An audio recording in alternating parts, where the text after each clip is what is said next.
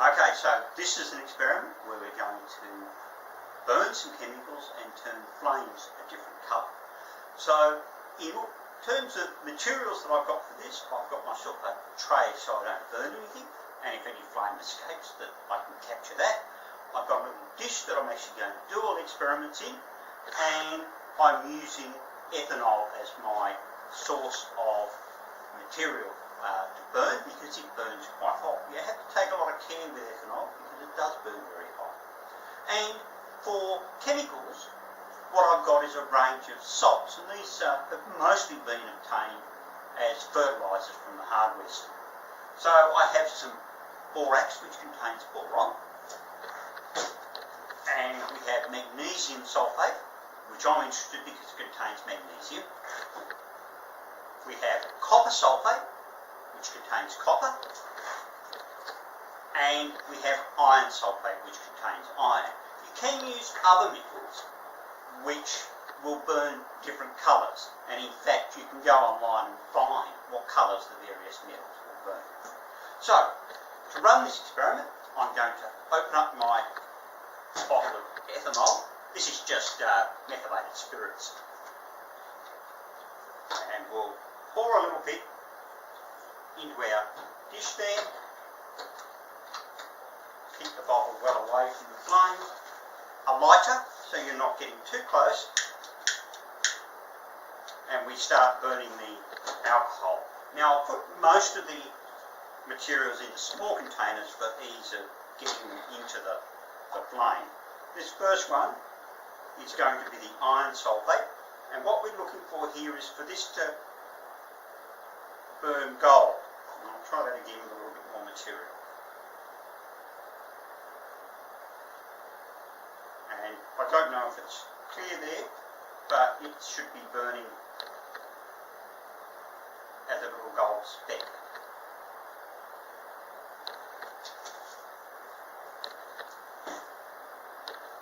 Now if we take copper sulfate, which is going to burn blue, and so we'll put some of that in, and you'll see that burning blue in the flame there.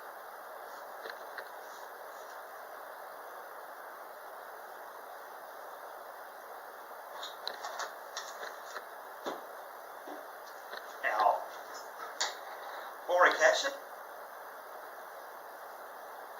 and it's going to burn a sort of a dark yellow colour, almost a sort of pale orange. So our flame goes from being yellowish to quite orange. So we'll try a bit more of that.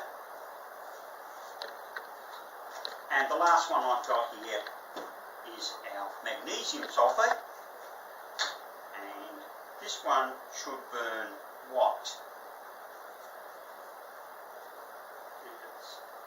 We probably just have a little bit too much light here for you to see the white, but what you should be able to see is you should be able to see that flame is getting a bit lighter coloured. If it's dark enough, you'll be able to see that the flame will go a lot lighter coloured when you put the magnesium sulfate in. So now we have all of our salts that we've tested, and what's happening here is that as I'm putting these salts into the flame, they're being heated up, and as they heat up, an electron gets a lot more energy and is being moved out from its inner orbit around the atom to one of the outer orbits. And then as the atoms are vaporised in that flame, then they cool and that electron comes back. Now when we've moved that electron up, we've actually given it a whole lot of energy. And as that electron goes back down again, it has to release that energy, and it releases that energy as a photon of light of various different colours, depending a bit on how excited it is. Each of these elements has got a particular colour because they have a particular range where that electron can go into an outer shell and how much energy it needs to get there.